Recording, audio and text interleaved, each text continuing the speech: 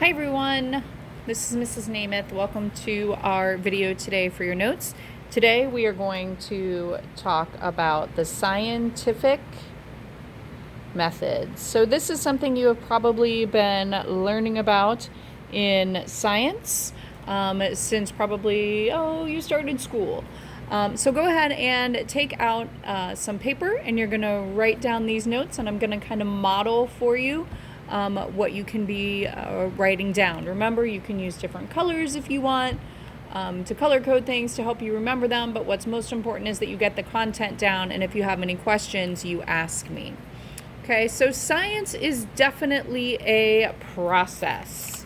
So it's important that you realize this as you go through this class and really any science classes that you end up taking. And you probably learned the scientific method as something as you start with a question for sure. And then from that question, you will then do some research. And then once you do that research,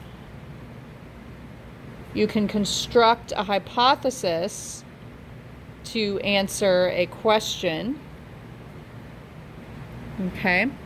And then what you should be able to do, that hypothesis must always be testable. So you can then test that hypothesis with an experiment that you can run to try to determine if it's true. From that experiment, you should then get some results. So you want to take a look at those results. You want to analyze them. You want to draw some conclusions from those results. And then those conclusions and those results will lead you to one of two possibilities. One is that the hypothesis is true,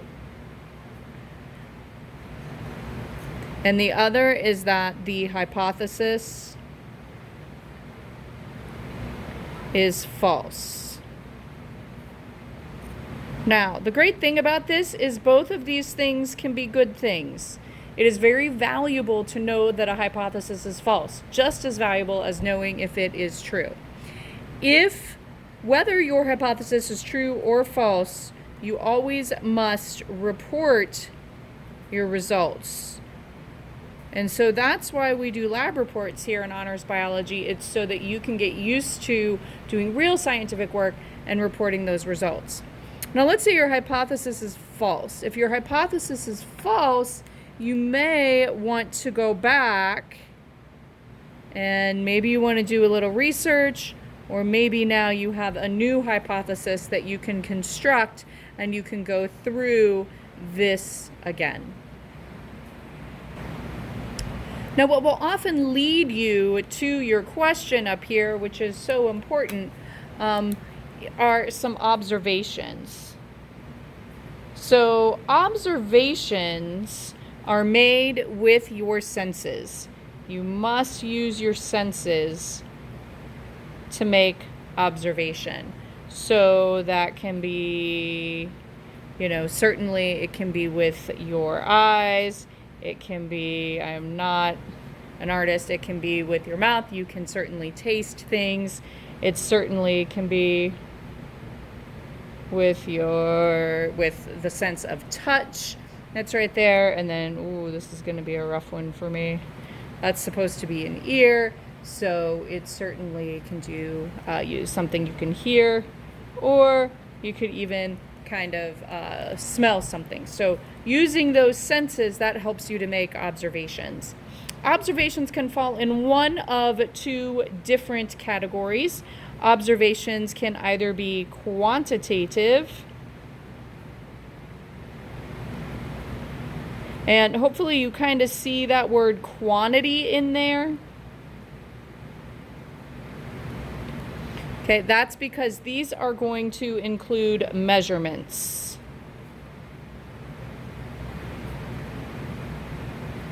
Okay, so they will have a number associated with them as well. So examples include things like height, mass, width, length, volume, those types of things.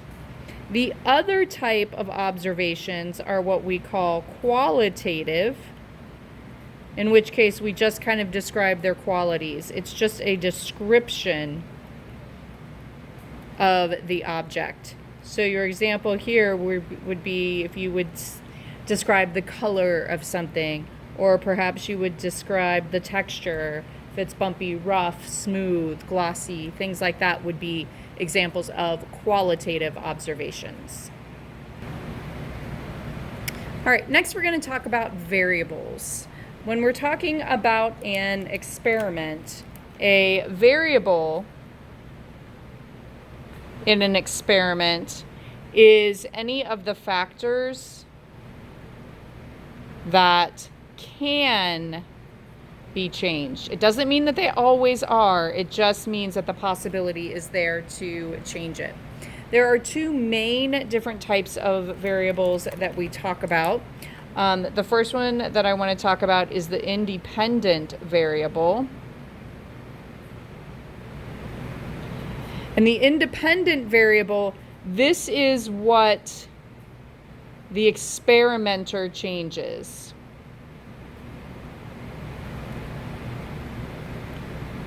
It's often also called the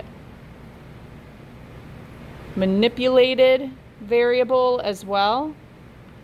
And I like to think of it as I change the independent. Okay? So if I am the experimenter, I change the independent.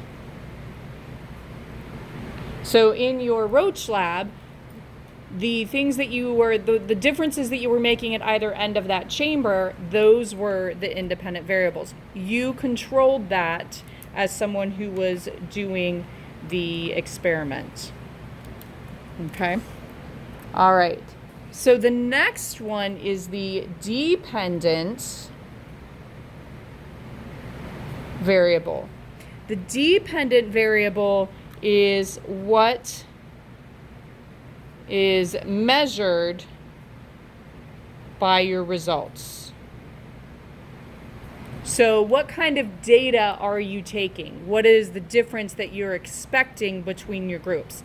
So the dependent variable in our Roach lab was the time that the roaches were spending in each area of the chamber.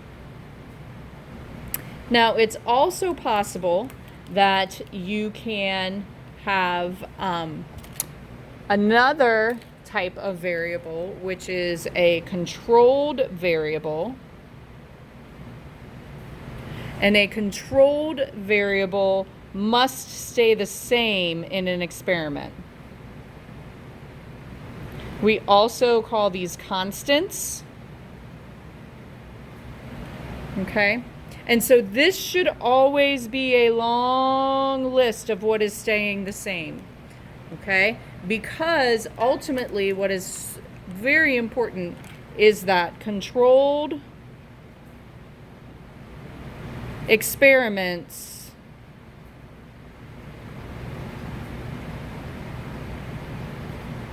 can only have one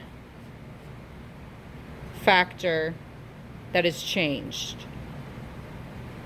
So when we set up an experiment, we cannot change a lot of different things. We didn't want to change light versus dark and orange, a slice of orange versus popcorn in that. Either the roaches were all in light and had differing foods, or they were in different lights, but everything else about the chamber was the same. Okay.